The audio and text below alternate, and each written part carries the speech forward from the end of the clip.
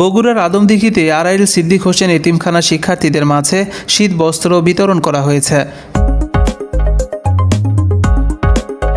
মহান স্বাধীনতার ঘোষক বিএনপির প্রতিষ্ঠাতা চেয়ারম্যান ও বহুদলীয় গণতন্ত্রের প্রবক্তা শহীদ রাষ্ট্রপতি জিয়াউর রহমানের ৮৯তম প্রতিষ্ঠাবার্ষিকী ও সাবেক প্রধানমন্ত্রী বেগম খালেদা জিয়ার সুস্থতা কামনা উপলক্ষে গত শনিবার বিকেলে প্রধান অতিথি হিসেবে শীতবস্ত্র বিতরণ ও বক্তব্য রাখেন বেগম খালেদা জিয়ার বিশেষ প্রতিনিধি, নির্বাহী সদস্য, বগুড়া জেলা বিএনপির সাবেক সাধারণ সম্পাদক ও ইসলামী স্টাডিজ গ্রুপের সাধারণ সম্পাদক ফজলুল বারী তালুকদার বেলাল।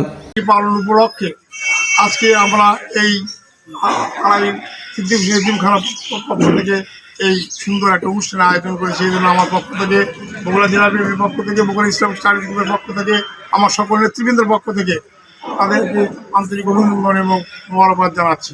আপনারা জানেন, দীর্ঘদিন থেকে আড়াইল সিদ্দিক হোসেন এতিমখানা এখানে প্রতিষ্ঠিত 2005 সাল থেকে আপনার এখানে প্রতিষ্ঠিত। সেই সময় থেকে ধারাবাহিকভাবে বিভিন্ন পর্যায়ক্রমে আপনাদের সঙ্গে বিভিন্ন সময় রোজার মধ্যে বিভিন্ন সময় আমরা এখানে মিলিত হয়েছি এবং একটা দুর্যোগের সময় যেমন আওয়ামী লীগের দুঃশাসন, অপশাসন, কুশাসনের সময় এই আড়াইল সিদ্দিক হোসেন এতিমখানাতে আমরা এসে অনেক অনুষ্ঠান করতে পেরেছি, মিলিত হতে পেরেছি। কোন জায়গায় মিলিত হওয়া যাবে? আদমদীঘি থানার মধ্যে কোনো জায়গায় নিরাপদ ছিল না, এটা আমাদের কাছে নিরাপদ ছিল। এই জন্য আড়াইল এবং তার বাসীর কাছে আমি অত্যন্ত কৃতজ্ঞ যে আপনারা আমাদের এখানে জায়গা দিয়েছেন, আমরা কথা বলতে পেরেছি, পরে তার পিতার নামে প্রতিষ্ঠিত সিদ্দিক হোসেন এতিমখানা প্রাঙ্গণে এক আলোচনা সভা অনুষ্ঠিত হয়।